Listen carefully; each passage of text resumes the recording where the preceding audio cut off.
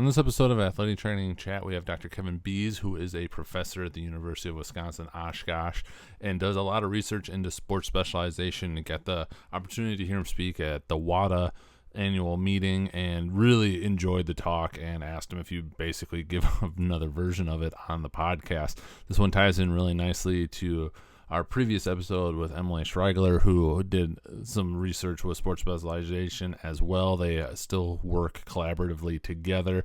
And this one really dives into the definitions and some of the things that I never really even considered when you look at focusing on not just a single sport, but having too many at any given time running together and just what that looks like, and some really good recommendations that I'm definitely looking forward to implementing when my kids get old enough to actually pay attention to it. Really insightful, tie it back to athletic training and how those conversations can go in talking with athletes. I can imagine it's something that people deal with so much at the secondary level and beyond, but just really an information-filled episode with that.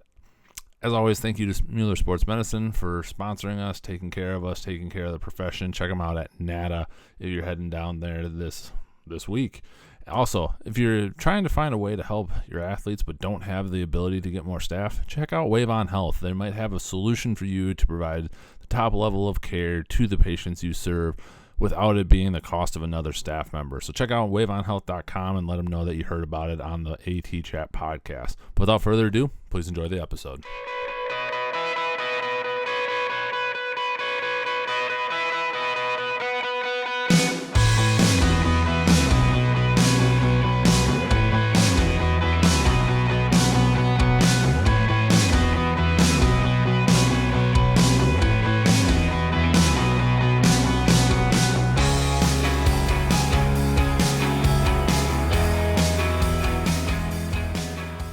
Welcome to this episode of Athletic Training Chat. We are on with Dr. Kevin Biese, who is a professor at the University of Wisconsin Oshkosh, and I've gotten to connect with him through mainly conferences, it seems like, up until this point. But just this past year, we had him speak at our state association on sports specialization and a lot of the work he started as a doctoral student and going through there, but now has continued, and it's really it was a very interesting talk, and obviously sports specialization is a very big topic. We also, a few episodes earlier, when this comes out, interviewed Emily Schreigler about her work with college coaches' perception, which I thought was really interesting. But before we jump into all of that, I just wanted to turn over to you if you could fill in your background and kind of how you got into this, and then we'll go from there.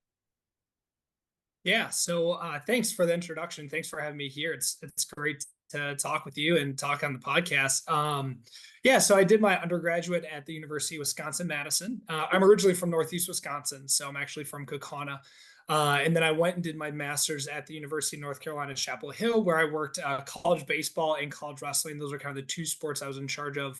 And then really enjoyed kind of the teaching aspect, the research aspect of my master's program, and went on and did my PhD at the University of Wisconsin-Madison under Dr. Dave Bell, who is my mentor in undergrad, and then got to be my mentor again. So that was fantastic. There, I thought I was really going to get into biomechanics because that's kind of where his research was at the time.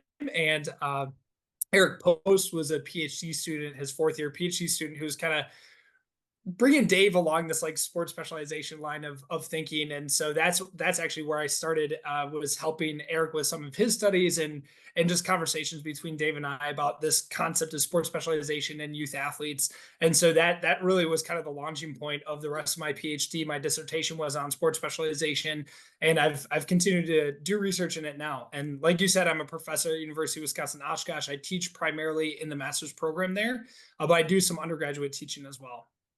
Awesome.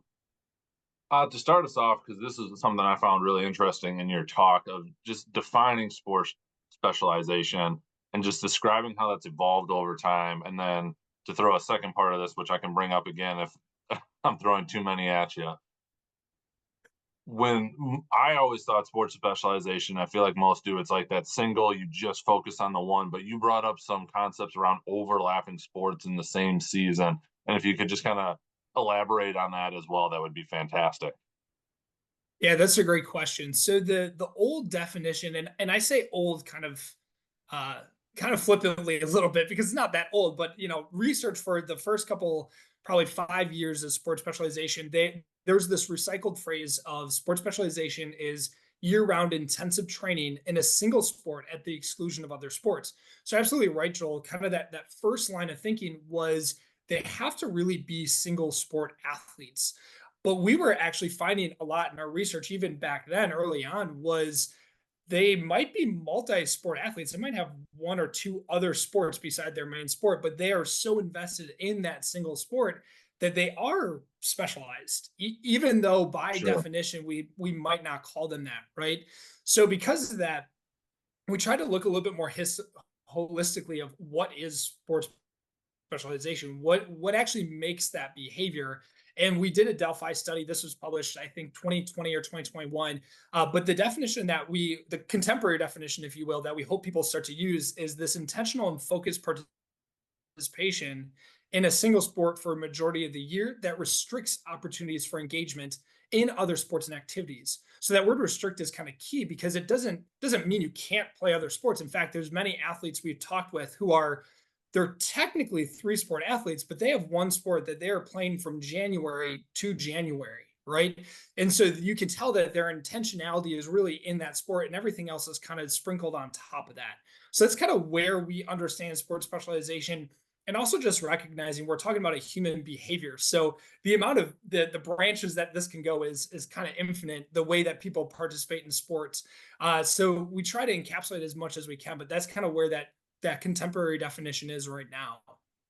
I like it, and I appreciate the nuance there because again, it's just something that never really occurred to me. You just always hear it, and you see the nice graphics about football players that were track athletes, and everything, and just had never really occurred to me till listening to you talk, how that plays in, and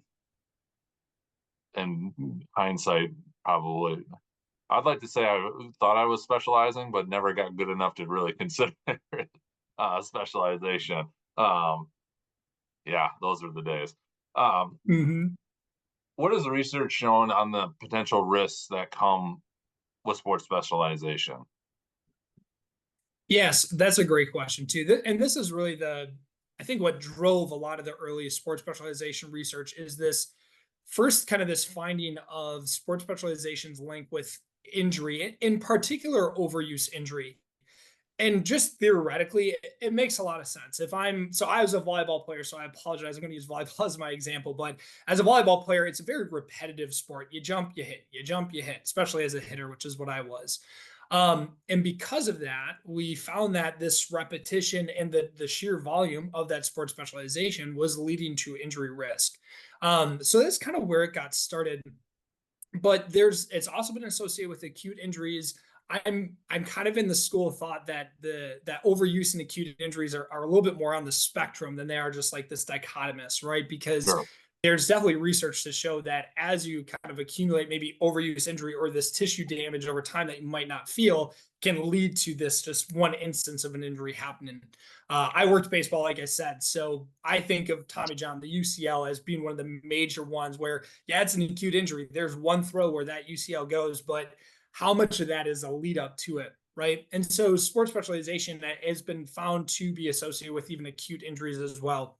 That's kind of the first line of evidence. And I would say of all the negatives, if you will, sports specialization that I'll hang my hat on, it is that there's some association with injury risk. Okay. The second school of thought was that if kids are specializing, there might be this risk of kind of this psychological burnout. In particular, burnout's probably the main one that people think of, but even just the pressure, the perfection, all these things that kind of lay over with being that specialized and engaged in the sport. So that's where the next kind of line of research is. And that one's a little bit more spotty at best. In fact, a lot of the early literature on that are truly reviews or just kind of thoughts or ideas that organizations put together. Again, theoretically, it makes sense. I don't want to knock that idea, but there's been a lot less research to like actual empirical evidence to support that idea. One of our studies that I did, and again, one of the probably one of the main reasons is because psychological, like psychosocial metrics are all over the place. I mean, you can use a lot of different scales. So one of the ones that we used was looking at kind of using the self-determination theory of psychology of enjoyment. Like, how do you actually enjoy or engage within a sport? We didn't find any lack of enjoyment with those who are specialized versus those that weren't. So that's kind of one of the studies that I've been involved with, and I kind of hang my hat on a little bit more, probably because I'm a little biased and being involved with it. But there is a meta-analysis that looked at sports specializers and athlete burnout. Again, probably the biggest one that people think of. And there definitely seems to be an association. I have some critiques of the paper myself, but I think overall it's fair to say that there's probably something going there as well. We just haven't found probably the right metric to use to really say what's going on and how that's happening. Obviously, there's lots of potential risks that could go into it. Any benefits that seemingly get overlooked? I know that, and people who haven't listened to the episode with Emily, just from the college coaches' perspective and some of the things they saw were interesting. But what have you come across that may be surprising and or just again overlooked? Yeah, that's a really good question. I don't know that I know of any empirical evidence that says like ipso facto there's positives to sports specializing. Sure. But I think there's layers, and here's just kind of the simple way I think about it. People are doing it and are still doing it. So there must, even if they're kind of perceived, there must be something that people are okay with specialization. Obviously, the big reason a lot of kids, and this is probably the most solid evidence we have of anything, a lot of kids and parents and coaches will say specialization is good to get better at a single sport, right? So if I want to be a good basketball player, I just need to play a ton of basketball. Okay. So that's the basis where a lot of people see specialization as a positive. I don't think that particularly really holds true for a lot of sports. Okay.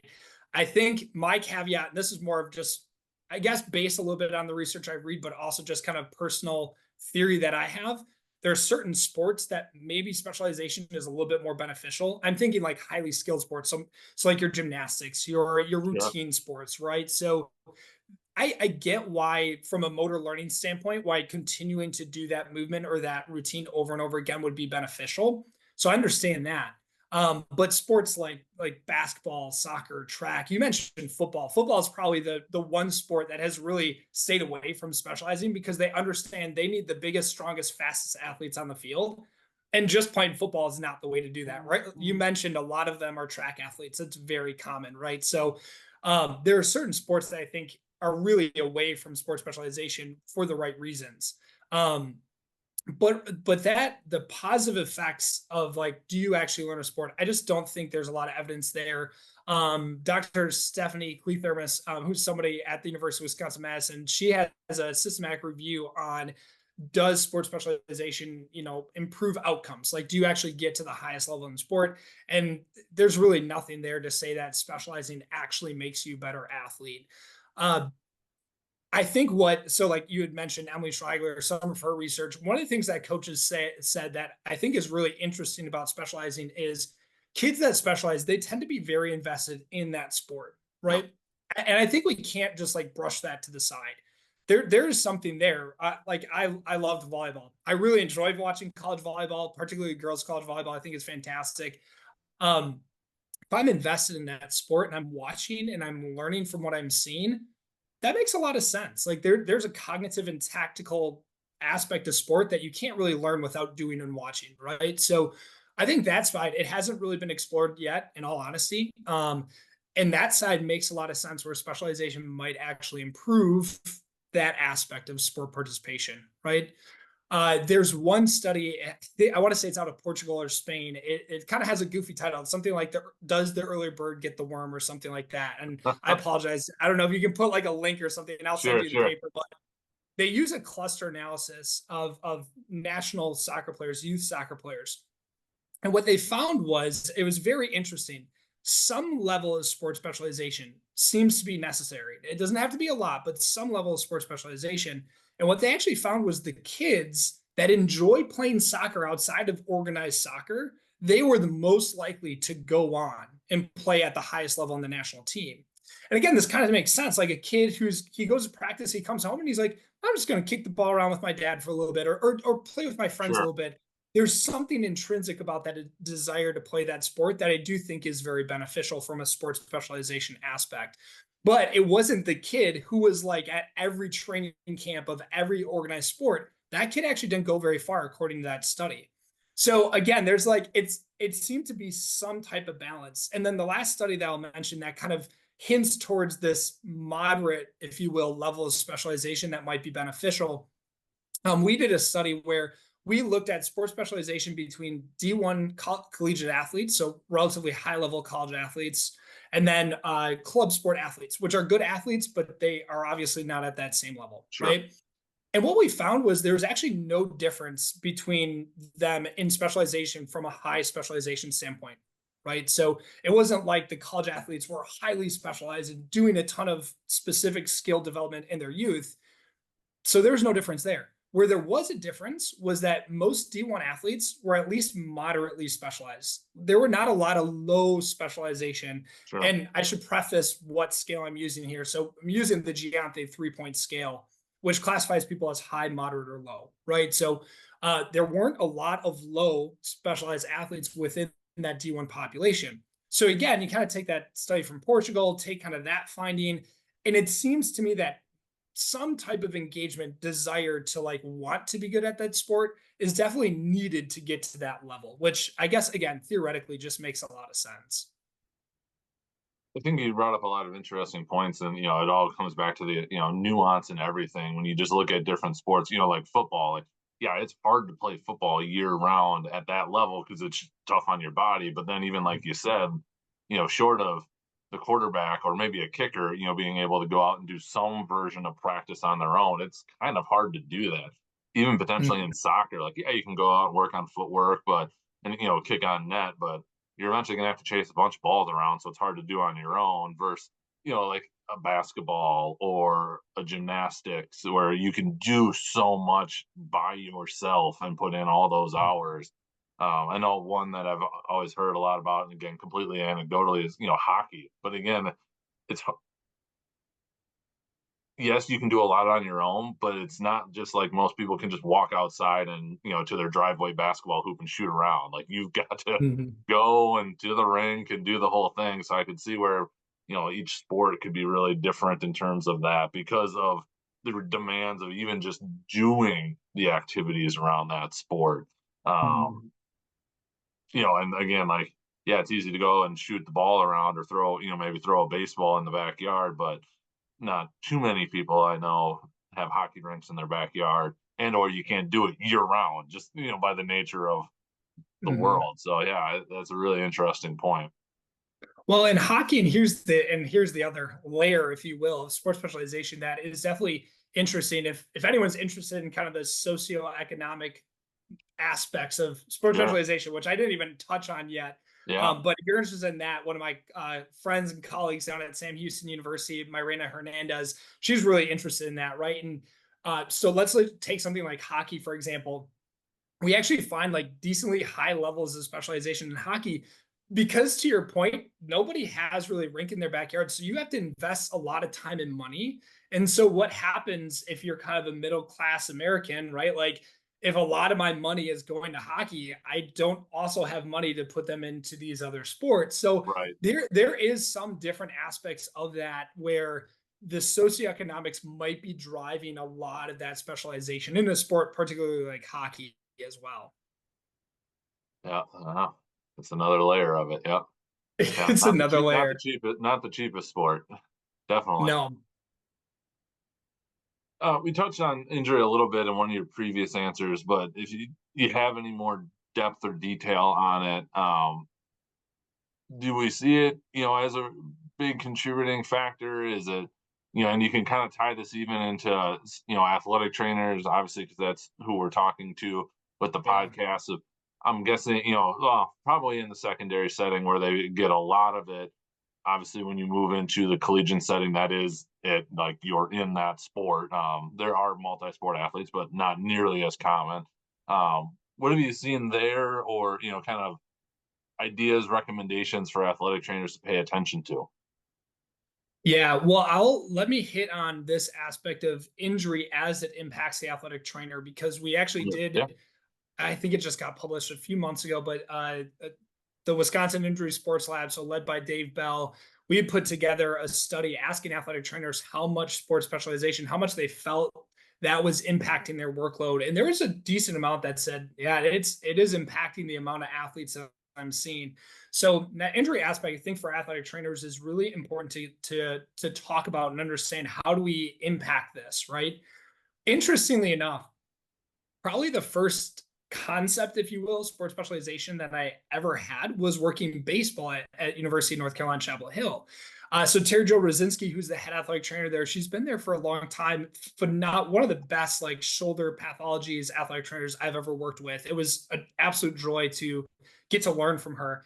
But one of the things she had mentioned kind of halfway through my first year, she was just talking about how she's seen more young, like the freshmen and sophomores have UCL injuries than kind of the older. And she had mentioned how, and it was kind of an off the hand comment. Like, I don't remember all the specifics of exactly what she said, but she had said something to the effect of, I used to see my juniors and seniors really struggle with UCL injuries, but now I'm seeing all these younger kids who are dealing with the pathologies kind of in the middle, in the medial aspect of the elbow. I thought that was really interesting.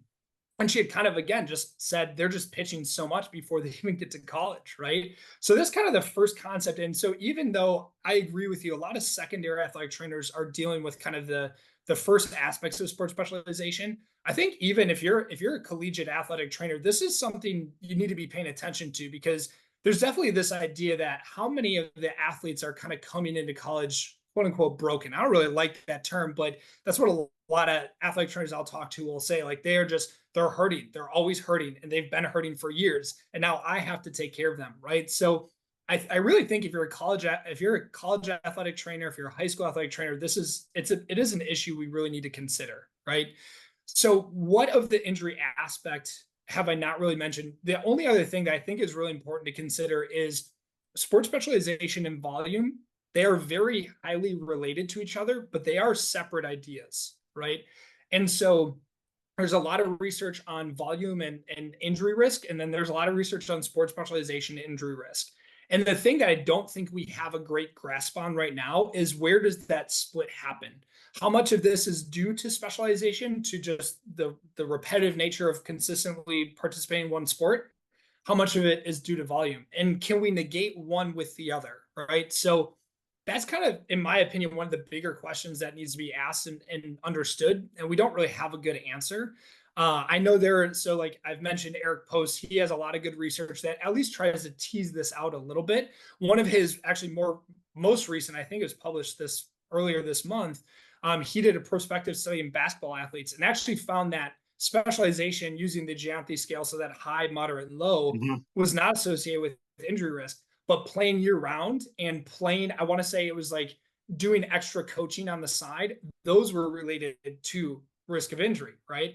So behaviors associated with specialization and maybe some volume there as well were more related to injury than just the overall understanding of, or the overall measurement of sports specialization.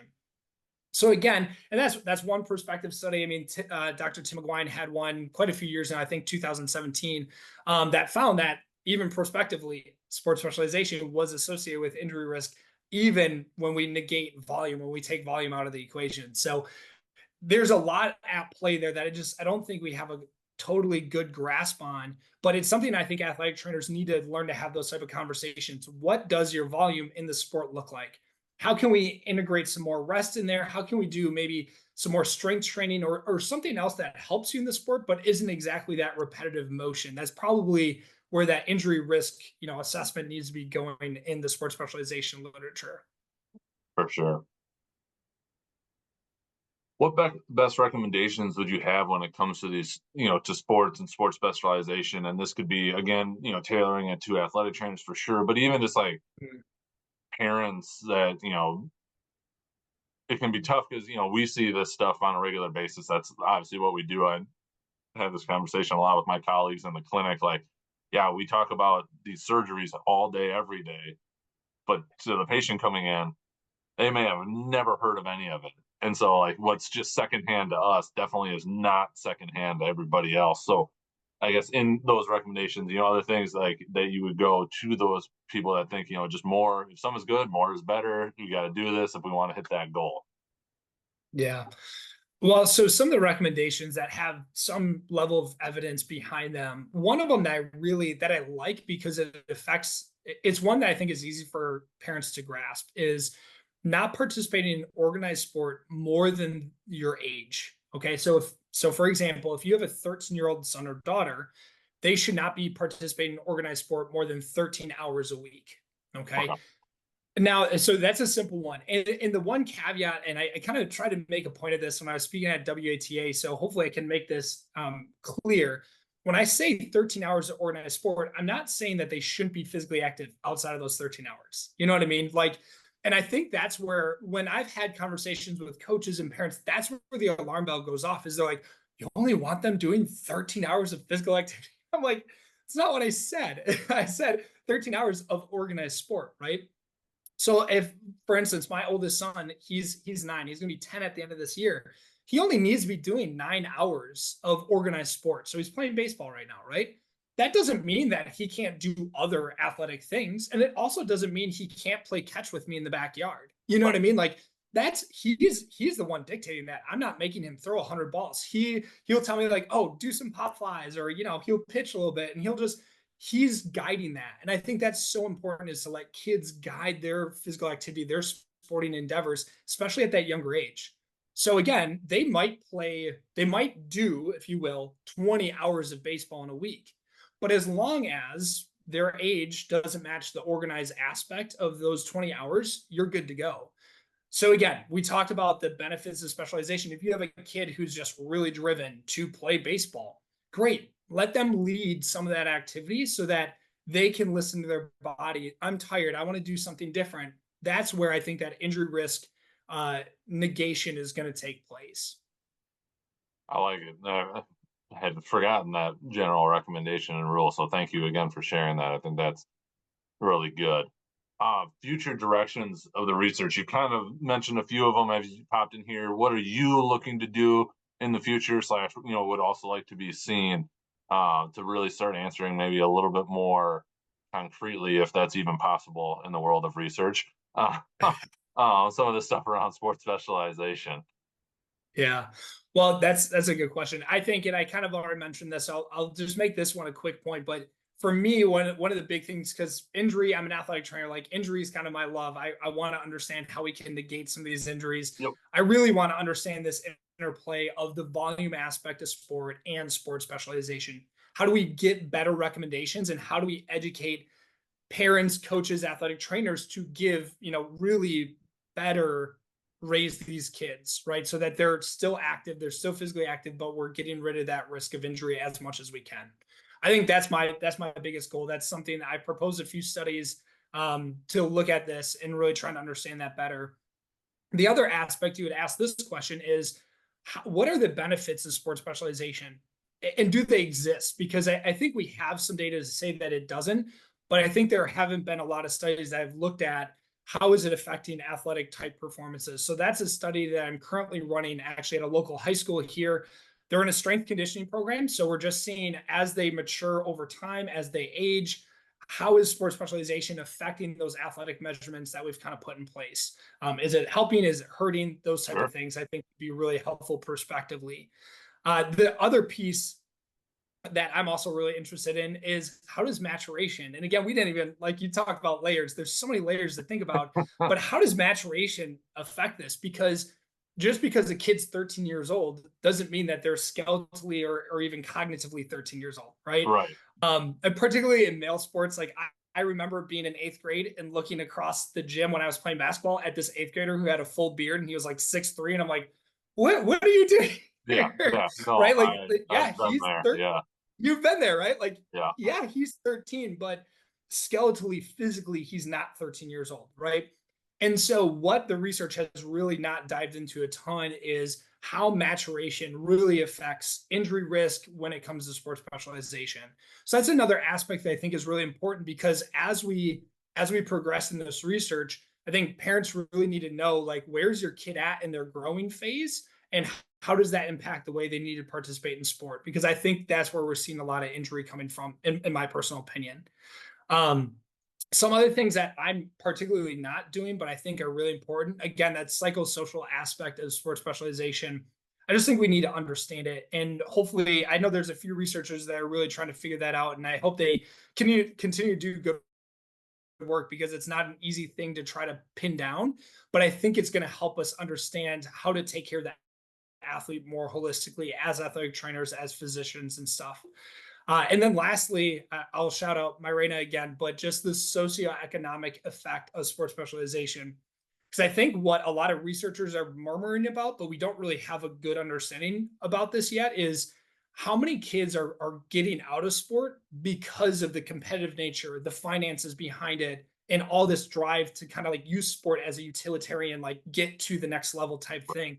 I just think there's a lot of minority populations and low socioeconomic individuals that were kind of leaving behind and not allowing, if you will, to play sport because of this cultural trend towards specializing in a single sport. Again, it's not my field of expertise, but people like Myrena, they're doing fantastic work to really understand what that impact looks like, and how can we, again, negate that, or create programs to make sure that doesn't happen. Agreed. Yeah, the maturity thing was a really interesting one. Just I remember, people coming up that one super great basketball player, oh, it's going to go D1, and he's got aspirations to play in the pros, and he was just physically like built like just solid, and he was just like, dang, and didn't end up playing past his 10th grade year in high school. Now, whether that was specialization and burnout, or just all of a sudden everybody else caught up and it wasn't as much of an advantage, still, I think they could have been fine. But, from going to having those conversations early high school to just not even playing on the varsity team was quite the, when you see some of those things come through and talk about all the different forces and Yeah. factors that go into that. Absolutely. Yeah. And I can name like several people from my community Sure. that happened to. And Yep. it is interesting because, as a parent, as a coach, I think they see that athleticism and that, and they don't really think about the maturation. They might say it like, oh yeah, he's got a full beard, so obviously he's very athletic. But in their head, they're still thinking, well, he's fantastic. He's arms and legs ahead of shooting threes and all this stuff. But a lot of that came with that maturation process. And Yep. so I think from an education standpoint, knowing how those things interact are really going to give a good tool for athletic trainers and other clinicians to pull from and be like, listen, just because little Johnny's 6'3" at 13 years old, that doesn't mean he's going to keep growing, or he's going to Right. he is peaking. And so we need to figure out, really where is everybody else at in relation to him. So that's kind of what I'm hoping to understand from one of the studies I'm doing. Absolutely. No, that'll be really interesting. I'll be curious. Sounds like a follow-up episode once that's Yes. done. So, anything else around sports specialization that we didn't cover that you wanted to touch on? No, I think we covered really most of the main talking points. Yeah, that was kudos that's a lot to sum up in very few. So kudos on that. Well then, jumping into the AT chat questions, where do you see athletic training going in the next 5 to 10 years? I really liked reading through these questions. It's fun to think about, because I think as an educator, I think about these like It's on and always off again. interesting to get your perspectives from that Yeah, side. yes. So where do I see athletic training going? I see it really, if I can look into my crystal ball, which is just my opinion, I guess, but in the next 5 years, I actually see athletic training really growing in a lot of areas outside of sport. And not to be like doomsday in that term, but just like Mhm. military athletic training, industrial athletic training. I think there's a lot that's happening there that is very attractive to athletic trainers. And I think honestly, those industries, if you will, just generalization, but those industries and organizations are really seeing the benefit of For sure. having someone who can prevent injuries, deal with injuries on the spot, and that emergency aspect, right? Yep. And so that's kind of where I see it. And then I guess my hope is that athletics again kind of recognizes what they had. I mean, athletic trainers have been such a massive cog in that wheel of college sports, high school sports. And it's just my opinion that we don't they don't get the credit. And to be fair, a lot of athletic trainers don't want that praise and stuff, and that's fine. But from a profession standpoint, we've done a lot in that arena, and we do a great work there. And so I think when these other industries start kind of investing in athletic training, I kind of see that also building up the traditional settings of athletic training. So that's kind of my prediction.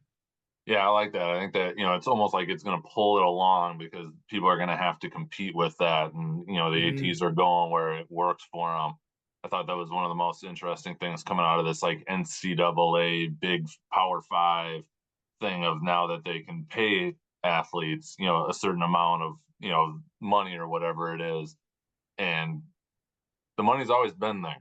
It's just been the priority on the money. And hopefully that priority shifts. Yeah. Because I don't know that it would take a gigantic shift to make a lot of those athletic trainers' lives a whole lot better. With it, I don't think anybody's looking, Right. to.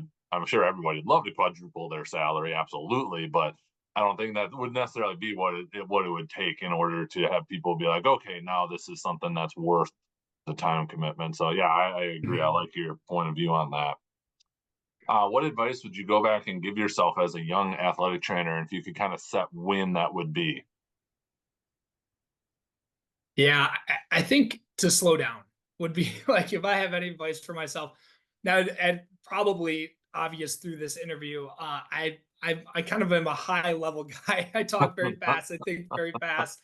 And so like when I was first starting out athletic training, I wanted to get to the diagnosis quickly. I wanted to do things very quickly, and when your mind's running that quickly, you kind of overlook a lot of things. So Sure, I wish I would have just told myself more often, just slow down. That take your time with the eval, really do your due diligence and things like that. So that would probably be my for people with personalities like me, like that would be my top advice is just slow down. Even in emergency situations, I think for someone like me who is moving very quickly, like even when I slow down, I'm still moving pretty quickly. And in yeah, those emergency situations is when you don't want to miss something. So that's actually when you really want to allow yourself to kind of relax into what you know, what you've been taught, and just kind of let that guide you instead of feeling like you got to rush to the end, if you will. absolutely. What has been the most influential resource you have found in your career? I liked this question too because I had to laugh because in all honesty probably the best resource I've had has been Dave Bell, who's been my mentor for a lot of years. There you I go. I can text him, call him, or shoot him an email, and he's usually very quick to respond, so I've appreciated that. But I guess like in general, again, just if you're an athletic trainer listening, I think having really good mentors, because he's not the only person I'll reach out to. There are many Sure. people in my career that I feel very comfortable saying, "Hey, I got this question, or I need to think this through." So almost having people who are kind of soundboards that know you well, and you kind of know you respect their opinions and thoughts. I think those people are just very valuable in your career and your life. So I've got a few of those that I really hang my hat on. I'm very fortunate to have known because they've given me a lot of great advice throughout the years. That seems to be a relatively common answer, and for good reason. Just those mentors, for very, very good reason. Mhm. As an AT in your role, how do you take care of yourself? That's a really good question. And I mean, again, I'm a professor, so you kind of have to preface this with like I'm Sure. not a practicing athletic trainer anymore, but even from a teaching aspect and that aspect of things, I for me it is really making sure I have time with my family. I wife, 5 kids, and our house is always like there's a lot of things going on. And so just making sure I take time to be present with them has been really beneficial. And one of the things that I've been doing is kind of just keeping a list of like, what do I want to accomplish today? And really critiquing myself of what is accomplishable, right? Sometimes I think I create a list. I'm like, oh, I can do that all in a day. But when you break it down, like this is going to take you 2.5 hours to do. This is going to take you 2.5 hours to do. And you're like, well, that's 12 hours of work right there. And you don't have that for a work day, right? So I think being more realistic has also helped me understand what I can accomplish and what I can't. Um, Again, mentor advice. Dave always told me, he always said, Kev, the hardest thing that you're going to have is say no because you just think you can keep doing all the things, right? And he was so spot on. So figuring out, kind of laying that out in a framework and saying I can accomplish this today, this I can't. So I either need to reprioritize or things have to go to the wayside. So I think over the last year, that thought process has helped me be a little bit more efficient at work, and also just give me a lot more time to be with my family and recognize kind of the time that I need away from work. I feel like a kindred spirit on those last ones about the to-do list, because I definitely get a little overambitious in what I think I can actually get done and then how that actually goes. So I understand that one completely. If you could change or eliminate one thing, could be a modality, a common practice, a mindset, whatever of your choosing in athletic training, what would it be? So, okay, the first one would be non-thermal ultrasounds, which I have to laugh because I teach the modality section for Sure. our students. Um, I don't know why, and I'm not a modality expert, so someone who is can correct my science, but I just feel like we don't have a lot of evidence for its uses. And so again, like if you just think about it, if you have a 20% duty cycle, I mean, 80% of the time you're just rubbing this head on somebody's skin. Like that's really all you're doing. So to me, it's always seemed like something that is a relatively wasted time, if you will. Um, I even had an athlete once when I was doing it. They're just like, so I don't feel anything. Is that okay? And I was like, yeah, it's actually kind of what's supposed to happen. And they're like, really? So you're just kind of rubbing this on me? And I was like, yeah, kind of. Like I that's mean, when what's you put it like that, like, kind of when you put it that way, yeah, it is true. I mean, and then I, try to explain the science and like, oh, I don't really feel any of that. I was like, yeah, you're not really going to. So I would love to get rid of non ultrasounds. that's fair. That would probably be the biggest one. From like I think one of them was just like a mindset thing too. I think the one of the mindsets just with the very short time I was in college athletics was feeling like you had to solve every problem today. And I think again, a lot of that comes from athletics. It's in my opinion, that's how coaches feel, right? It's like we have a problem in the team, we got to solve it today. Yep. But for me, I wish I would have thought like, this isn't a today's issue. I can deal with that tomorrow. Like this kid's not dying. We've done what we needed to do to take care of them. They're still going to be okay, and I'll see them tomorrow. I think college athletic trainers in particular, it's a struggle to kind of get away from that mindset of always having to fix the problem here and now, because that's just kind of how athletics has bred itself to be is kind of a win now mentality. So I'd love to change that mindset if I could. I think a lot of work-life balance would be a lot easier for college athletic trainers if it was. Agree with you there. Last one. What does being an athletic trainer mean to you? This one I don't have a prepped answer for. I thought through the other ones. I read this one. I was like, I think I'm gonna have to fly by the seat of my There you go. pants on this one because I think it's a great question. It's a very abstract thought. I think for me, it brought together really two things that I enjoyed growing up, which is athletics. I played a lot of sports. I still love watching pretty much any sport to this day, and the healthcare side of things. But as I've gotten older, because that's kind of like where it first started, right? But as I've gotten older, is recognizing that sport is a passion of people, right? And Yep. so as an athletic trainer, I get to help individuals continue that passion, whether they're really young or in that college setting, wherever you are, you get to help them along this journey. And so I kind of think of athletic trainers of like a journeyman. They're just somebody who's kind of walking along somebody this path. That's a part I miss most. A lot of people think like I got into academics because I didn't like athletic training or something like that, which is so far from the truth.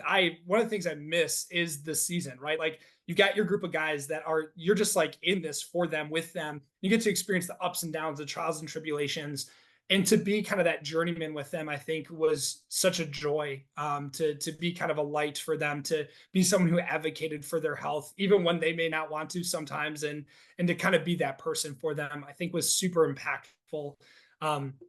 And one of the things, even as an athletic trainer, even though I'm an educator, same thing. I look at my students and I think this is a 2-year journey. And as an athletic trainer, at least I can walk with you and try to help Yeah. you understand how to take care of yourself, how to make sure that you're getting the right job that fits you and things like that. So I think just being that journeyman and walking with people through life has been a really amazing aspect of athletic training. I like it.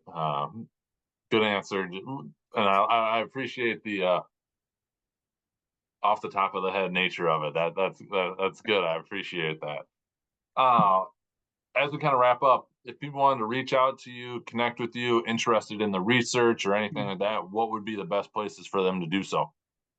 Yeah, so email is honestly probably the best. Okay. It's my last name, Biesek at uwosh.edu. So that's my email address. If they're just looking in general to see what's going on, if you go to University of Wisconsin Oshkosh kinesiology page, you'll see a tab at the top for the spiral lab. That's kind of the injury lab that we run at the University of Wisconsin Oshkosh. So you can look there. There's other fellow researchers that are doing great stuff. But if you're interested in my sports specialization, you'll see updated articles there. The other place, honestly, if you're on Facebook, I know that's kind of like going out of date a little bit, but if you're on Facebook, UW Oshkosh Kinesiology homepage, they usually update whenever I have a new article published or things of that nature. So that's another good place to follow along to see kind of what's going on in my world, at least. Awesome. And we will link all of those up so people can get to them easily. But really appreciate you taking the time diving into sports specialization. Good to connect again from WADA a month or so ago, but appreciate it. Yeah, no, it's been great. It's been a lot of fun, Joel. So thanks for the invite. Anytime. And like I said, follow up in the future once that research gets done. Oh, I love it. I'll let you know when it's done. Perfect. Thank you for listening to this episode of Athletic Training Chat with Dr. Kevin Biese and his talk on sports specialization.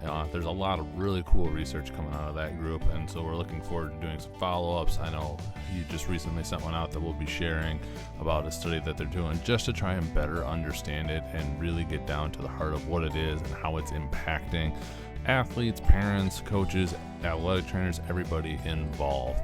As always, we want to say thank you to Mueller Sports Medicine for supporting the podcast and us in the process of producing it. If you've ever considered journaling and aren't sure where to start, we've got an option for you, the Athletic Training Daily Journal. It is a journal that Rick Cox and I created from a lot of quotes and passages that we read in the books that we've gone through, and then we customized prompts and questions around a bunch of different topics to just try and get you to think a little bit deeper, get ourselves to think a little bit deeper. It's definitely something that we wish we would have had when we were younger professionals. Definitely, we think it's a good resource, obviously, because we created it. But check it out on Amazon or check out the free option at clinicallypress.org/shop. Give you 14 days free just to see what you think. Hope you enjoy it, and thanks again for listening. We'll catch you next episode.